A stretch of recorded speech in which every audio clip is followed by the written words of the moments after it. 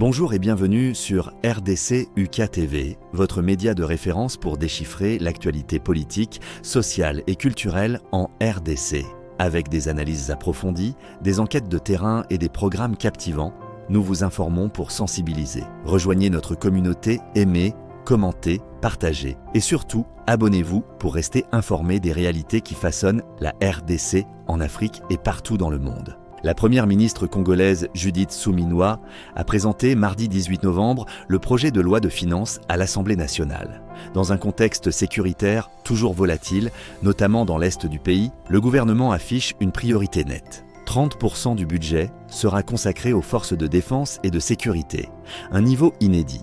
Le gouvernement, sous le leadership du commandant suprême des forces armées de notre pays, demeure fermement déterminé à récupérer chaque portion du territoire national passé entre les mains de l'ennemi, a déclaré Judith Suminwa devant les députés de la RDC. Elle a expliqué que la priorité est de mieux équiper l'armée, renforcer la logistique et améliorer la prise en charge des forces. Cette démarche s'inscrit dans un projet plus large qui s'étend jusqu'en 2028 et comprend notamment la formation des militaires, la spécialisation et le perfectionnement des troupes, des officiers, des sous-officiers, ainsi que des instructeurs et formateurs militaires. Elle englobe également la construction, la réhabilitation et l'entretien des infrastructures militaires. Il est également prévu l'intensification des opérations militaires ciblées contre les groupes armés pour ce qui concerne la sécurité intérieure. À lire aussi Est de la RDC, malgré la signature de l'accord-cadre à Doha, un cessez-le-feu fragile et un processus inachevé. Une hausse de 25%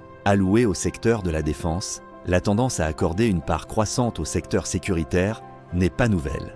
La défense, la sécurité publique et la justice représentaient déjà 13,12% du budget 2025, soit une hausse de 25% par rapport à l'année précédente. Mais cette augmentation n'a pas suffi.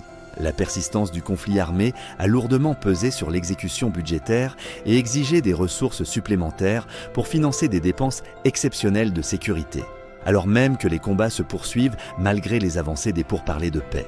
La première ministre congolaise, Judith Suminwa, a présenté mardi 18 novembre le projet de loi de finances à l'Assemblée nationale. Dans un contexte sécuritaire toujours volatile, notamment dans l'est du pays, le gouvernement affiche une priorité nette. 30% du budget sera consacré aux forces de défense et de sécurité. Un niveau inédit. À l'est de la RDC, des combats signalés malgré l'accord-cadre signé par Kinshasa et le groupe AFC M23. Les combats se poursuivent dans l'est de la République démocratique du Congo, RDC, malgré la signature, ce 15 novembre 2025 à Doha, d'un accord-cadre entre les délégués du gouvernement congolais et ceux de l'AFC M23. Sur le papier, les deux parties s'engagent à un cessez-le-feu permanent. Mais sur le terrain, le bras de fer continue. Au nord Kivu comme au sud Kivu, des affrontements ont encore été rapportés ce week-end et même ce matin du 17 novembre. Depuis 5 heures du matin, on entend des tirs à l'arme lourde et légère à une trentaine de kilomètres de Bukavu, la capitale du sud Kivu, dans l'est de la RDC. Selon plusieurs sources, ces tirs viennent des villages autour de Sivanga, la station qui abrite la direction du parc de Kahuzi-Biega. La zone est contrôlée par le groupe AFC M23, mais les Wazalendo, alliés au FARDC, sont tout proches. Ils attaquent régulièrement les positions du mouvement dans ce secteur. Situation précaire. Au nord Kivu, un calme précaire s'est installé depuis dimanche à Bukumbirwa, dans le territoire de Walikale. Cela fait suite aux affrontements entre les combattants de l'AFC M23 et les Wazalendo. Ces derniers ont lancé une attaque contre les positions du mouvement. On parle d'au moins 2 morts parmi les civils, selon un premier bilan. Toujours hier, plusieurs sources signalent que les villages de Kachanje et Nyampanika, près de Mweso, cette fois dans le territoire de Massissi, toujours au nord Kivu, sont passés sous contrôle des Wazalendo. La semaine dernière, d'après des sources locales, l'armée a aussi utilisé des attaques aériennes dans la zone. Le mécanisme de surveillance et de vérification du cessez-le-feu en question. Ces combats interviennent alors que Kinshasa et l'AFC M23 peinent à faire fonctionner le mécanisme de surveillance et de vérification du cessez-le-feu. Un mécanisme avec les deux parties, la conférence internationale sur la région des Grands Lacs, CIRGL, et la mission de l'Organisation des Nations Unies pour la stabilisation en République démocratique du Congo, MONUSCO. Signé il y a 1 mois, il fait partie des 8 protocoles qui doivent composer l'accord de paix final. La première ministre congolaise Judith Suminwa a présenté mardi 18 novembre le projet de loi de finances à l'Assemblée nationale.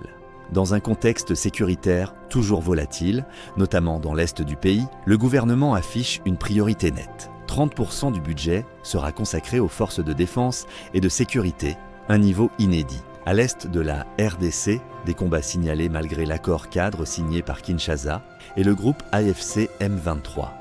Les combats se poursuivent dans l'est de la République démocratique du Congo, RDC, malgré la signature, ce 15 novembre 2025 à Doha, d'un accord cadre entre les délégués du gouvernement congolais et ceux de la AFC M23. Sur le papier, les deux parties s'engagent à un cessez-le-feu permanent. Mais sur le terrain, le bras de fer continue. Au nord Kivu comme au sud Kivu, des affrontements ont encore été rapportés ce week-end, et même ce matin du 17 novembre.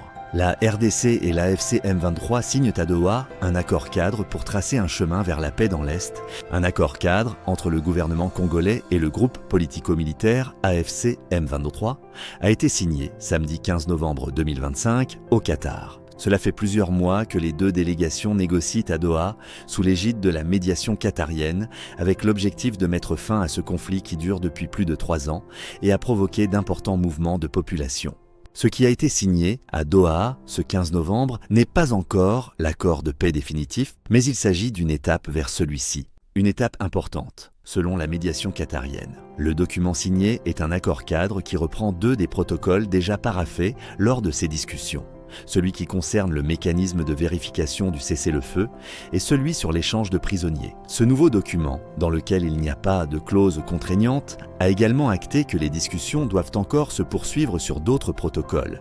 Il sera par exemple question de la restauration de l'autorité de l'État dans les zones passées sous contrôle de l'AFC M23. Cette restauration sera progressive selon le document de travail consulté par RFI cette semaine. Il sera aussi question du retour des réfugiés, ainsi que d'un volet sécuritaire, de l'accès humanitaire ou encore de la réconciliation. Les négociations devraient repartir d'ici à 2 semaines et pour une longue période. Cela alors que, sur le terrain, la désescalade n'est pas encore au rendez-vous. La mise en place des premiers protocoles paraphés n'est d'ailleurs pas encore effective. Le chemin sera encore long, prévient un responsable du mouvement armé AFC M23 présent à Doha. Un proche de la présidence congolaise estime lui que cette signature ouvre la porte à une rencontre des présidents rwandais et congolais à Washington. Merci, commentez, partagez et surtout abonnez-vous pour rester informé des réalités qui façonnent notre pays.